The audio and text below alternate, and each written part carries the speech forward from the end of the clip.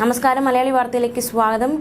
കുറച്ച് മാസങ്ങളായി കള്ളക്കടൽ പ്രതിഭാസം കേരളത്തിൽ അലയടിക്കുകയാണ്. ഇപ്പോൾ ഇതാ കടുത്ത ഒരു മുന്നറിയിപ്പാണ് കള്ളക്കടൽ പ്രതിഭാസത്തിനോടനുബന്ധിച്ച് നൽകിയിരിക്കുന്നത്. കള്ളക്കടലിനോടനുബന്ധിച്ച് കേരള തീരത്ത് ഇന്ന് റെഡ് അലർട്ടാണ്.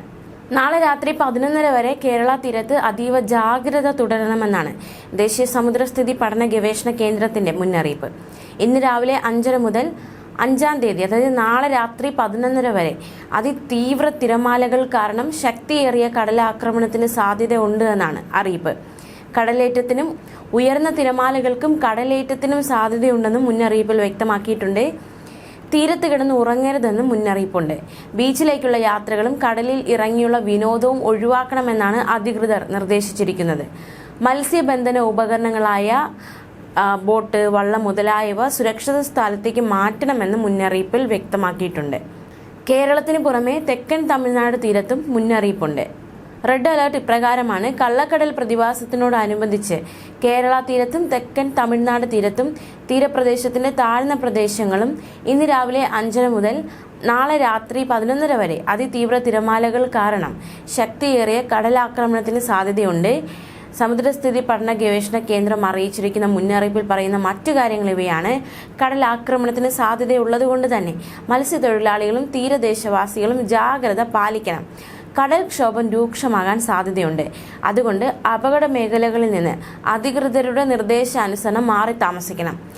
ബോട്ട്, വള്ളം മുതലായ മത്സ്യബന്ധന യാനങ്ങൾ ഹാർബറിൽ സുരക്ഷിതമായി കെട്ടിയിട്ട് സൂക്ഷിക്കണം. വള്ളങ്ങൾ തമ്മിൽ സുരക്ഷിത അകലം പാലിക്കണം. അപ്പോൾ കൂട്ടിയിടിച്ചുള്ള അപകട സാധ്യത ഒഴിവാകും.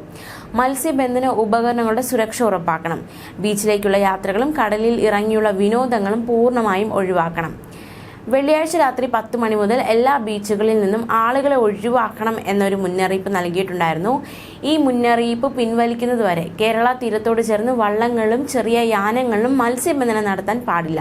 കേരള തീരത്തോട് ചേർന്ന് പൊഴികളിൽ നിന്നും അഴിമുഖങ്ങളിൽ നിന്നും മത്സ്യബന്ധനത്തിനായി ചെറിയ യാനങ്ങളിൽ കടലിലേക്ക് പുറപ്പെടാൻ പാടുള്ളതല്ല.